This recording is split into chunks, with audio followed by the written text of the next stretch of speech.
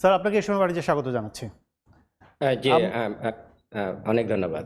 আমরা একটু শুরুতেই জানতে চাই যে স্বাস্থ্য খাতের যে সংকট, বড় সংকট হচ্ছে চিকিৎসক। এই চিকিৎসক সংকট পূরণে সরকারের যে নতুন যে পদক্ষেপ 48তম স্পেশাল বিসিএস, সেখানেও ঘাটতির একটি অংশ থেকে যাবে, যেটি আমরা প্রতিবেদনে দেখলাম। আপনি কি মনে করেন যে এর থেকে উত্তরণের পথ কি?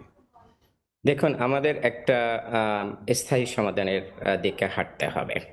আমরা যেভাবে এই বিসিএস বা স্পেশাল বিসিএস এর মাধ্যমে চিকিৎসক নিয়োগ করি, এটা দিয়ে আমাদের সংকট কখনো দূর হবে না।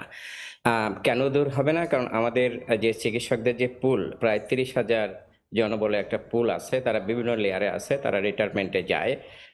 এবং সেই ইমিডিয়েটলি সেই জায়গাটা পূরণ করাটা, এই যে প্রচলিত যে সিস্টেম আছে, সেই সিস্টেম থেকে বেরিয়ে না আসতে পারলে এটা সম্ভব না। তাহলে কি করার আছে? আমাদের কিন্তু দেশে এক্সাম্পল আছে। বিশেষ করে আমাদের এখন স্কুল এবং কলেজগুলোতে আহ, আহ, আহ, বেসরকারি স্কুল, বেসরকারি কলেজ এবং আমার মনে হয় সরকারি স্কুলগুলোতে সম্ভবত যে সেখানে নিবন্ধন পরীক্ষা হয় এবং সেই নিবন্ধন থেকেই রেগুলার ভিত্তিতে যেখানে খালি হয় সেখানে কিন্তু টিচার নিয়োগের সুযোগ আছে। আমরা এই যে এক্সাম্পলটা, সেটা কিন্তু আমরা এই স্বাস্থ্যের ক্ষেত্রে ব্যবহার করতে পারি। শুধুমাত্র ডাক্তার না, এখানে ডাক্তার, নার্স বা অন্যান্য যে সমস্ত জনবল আছে, সবগুলোর ক্ষেত্রে কিন্তু আমরা এই এক্সাম্পলটা ব্যবহার করতে পারি, যেহেতু একটা প্রচলিত সিস্টেম দেশে দাঁড়িয়েছে। তাহলে কি করতে হবে? ওখানে যেরকম একটা নিবন্ধন পরীক্ষা হচ্ছে, আমাদের কিন্তু ইয়েতে যেটা হচ্ছে, মেডিকেল ফিল্ডে যেটা হচ্ছে, ডাক্তারদের ক্ষেত্রে বিএমডিসি থেকে রেজিস্ট্রেশন প্রসেস আছে, সেখানে একটা রেজিস্ট্রেশন করা হয়। কিন্তু গ্যাপ যেটা, সেটা হচ্ছে এই রেজিস্ট্রেশন প্রসেসে কোনো পরীক্ষা নাই। ফলে এখানে সিরিয়ালটা করা যায় না যে আসলে কে কোয়ালিফাইড, কে বেশি কোয়ালিফাইড, কে কম কোয়ালিফাইড। এইটা যদি আমরা সিরিয়ালটা করতে পারতাম, দ্যাট মিনস বিএমডিসি যদি এই পরীক্ষাটা নিতে পারতেন রেজিস্ট্রেশনের সময়, যে আমাদের যেহেতু এখন সরকারি বেসরকারি অনেক মেডিকেল কলেজ আছে, সব যে সমান সেটাও আমাদের বলার সুযোগ নাই, আমরা সেগুলো জানি। তাহলে এটা পরীক্ষা দিয়ে যদি সেটা সিরিয়াল করা যেত, এবং সেই সিরিয়াল একটা ভাইবা, তাহলে এই যে যে যে নিমারি যে টেস্টটা নিতে হয়, সেটার ঝুট ঝামেলা কিন্তু কমিয়ে ফেলতে পারতো। শুধুমাত্র পরবর্তীতে একটা ভাইবার মাধ্যমে সেখানে কারা উইলিং এবং কোথায় যেতে চায় সেরকম একটা পরিস্থিতি করে কিন্তু আমরা এটা নিতে পারতাম। তাহলে এই জটটা দূর করা যেত। কিন্তু প্রবলেম যেটা, সেটা হচ্ছে যে বিএমডিসি সেই পরীক্ষাটা চালু করতে পারে নাই। নার্সিং কাউন্সিল কিন্তু পরীক্ষা চালু করেছে, তাদের কিন্তু একটা সিস্টেম আছে। হ্যাঁ, সেখানে কোয়ালিটির গ্যাপ আছে, নার্সিংয়ে যে পরীক্ষা নেওয়া হয় সেটা কোয়ালিটি সম্পন্ন, বাট নার্সিং কাউন্সিল কিন্তু একটা পরীক্ষা নেয়, এবং নার্সিং এর ক্ষেত্রে কিন্তু ওইটাকে কোয়ালিটি সম্পন্ন করে সে কিন্তু নার্স নিয়োগের আমরা এই প্রক্রিয়াটা করতে পারি। তো আমি মনে করি যেটা, স্যার, সেটা হলো এখানে যে বাধাটা কোথায় একটু যদি বলেন, যে এই যে সিস্টেম বাধাটা নতুন যেটা, করে সেটা বলছেন। হচ্ছে যে আসলে বিএমডিসিটাকে আমরা সেই রকম শক্তিশালী করতে পারি নাই। এদের একটা পরীক্ষা নিয়ে যে যে তাদেরকে লিস্টিংটা করব, সেই যে যে একটা শক্তিশালী অবস্থানে সেটা বিএমডিসি কে নিতে পারি নাই। এটাই হচ্ছে যে বাধা, যে এখানে বিএমডিসি কাঠামো আসলে কি হওয়া দরকার স্যার? আহ, কোন কোন কাঠামো সংস্থা যেটা, কিংবা সেটা হচ্ছে কারা যে থাকবেন? এই এই পরীক্ষাটা নেওয়ার জন্য বিএমডিসির যে সক্ষমতাটা দরকার, সেই সক্ষমতাটা তৈরি করার জন্য যে ধরনের কাঠামোগত পরিবর্তন দরকার, সেটা কিন্তু করা দরকার। এবং এই পরীক্ষাটা নিলে একদিকে যেটা হবে, এই যে বিসিএস এ নিয়োগের ক্ষেত্রে বা এই যে ডাক্তার নিয়োগের ক্ষেত্রে যে যে যে এই যে যে দীর্ঘসূত্রিতা আছে, সেটা কমে যাবে। অন্যদিকে যেটা হবে, পরীক্ষার আরো গুরুত্বপূর্ণ দিক যেটা, সেটা হলো যে কোয়ালিটি নিশ্চিত হবে।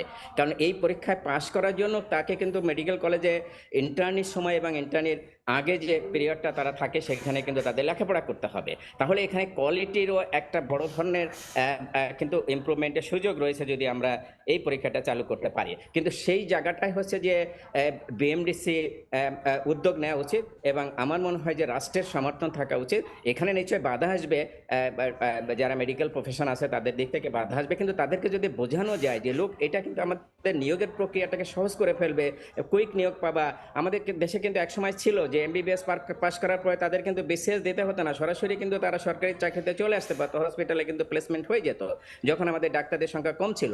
শ্রীলঙ্কা স্টিল এই নিয়মটা রয়েছে, তাদের কিন্তু এরকম সরকারি চাকরিতে কিন্তু তাদের পরীক্ষা দিয়ে আসতে হয় না। তো আমাদের এখানে যেহেতু এখন ডাক্তারের সংখ্যা বেশি, যে যে পরিমাণ সেক্টরে হয়তো নিয়োগ দেওয়া পোস্ট আছে, সেই জন্য আমাদের এই যে যে বিএমডিসি যে পরীক্ষা সিস্টেম করে, এটা যদি সিরিয়াল করে ফেলতে পারতাম, তাহলে কিন্তু এটা সহজে করা স্যার, যেত। একটা বিষয় যে সেটা হচ্ছে যে এবার যে 3000 স্পেশাল, সেখানেও তো একটা ঘাটতি থাকবে সিনিয়রিটি, যখন আগের ব্যাচগুলো চলে যাবে পরীক্ষা দিয়ে সেখানে গেজেট না হওয়ার কারণে। সেক্ষেত্রে এখানেই শিক্ষার্থীদের একটা দাবি ছিল যে আরও 2000 এই 3000 সাথে অ্যাড করা, তাহলে একটা ঘাটতিটা কমে আসে। আপনি কি মনে করেন? আমি আমি একটু মিস করেছি, আপনি যদি কোশ্চেনটা আরেকটু করেন। স্যার 3000 যে স্পেশাল বিসিএস নেওয়া হচ্ছে এবার, সেখানেও ঘাটতি হবে, আরও 2000 এর সাথে নেওয়ার একটা দাবি ছিল শিক্ষার্থীদের। এইটা কতটা নেওয়া সম্ভব, কি মনে করেন স্যার? স্যার 3000-এর সাথে আরও 2000 শিক্ষার্থী অর্থাৎ ডাক্তার হিসেবে নিয়োগ দেওয়ার একটা দাবি আছে শিক্ষার্থীদের। সেক্ষেত্রে এই প্রক্রিয়াটা সহজ করার কতটা পদক্ষেপ নিতে পারে সরকার? আম, স্যার আপনি যদি একটু বলেন যে নতুন করে যে 3000 নেওয়া হবে, এই 3000-এ আরও বাড়তি জনবল নেওয়া সম্ভব কিনা, কি মনে করেন?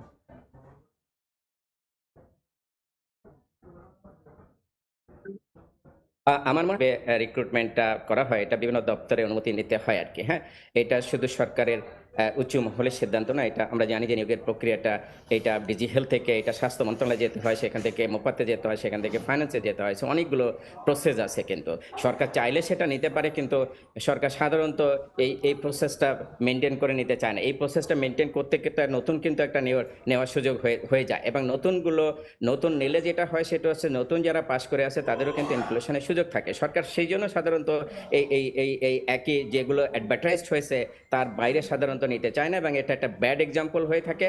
পরবর্তীতে যখন এই ধরনের ঘটনা ঘটে তখন এই ধরনের কিন্তু মুভমেন্ট হয়, সেজন্য সরকার সাধারণত এখানে যেতে চায় না। আমি সরকারকে সেটা সমর্থন করি একদিক দিয়ে, যে না, সরকার কুইক যদি আরেকটা ব্যাচ নিয়ে ফেলতে পারে তাহলে সেটাই ভালো।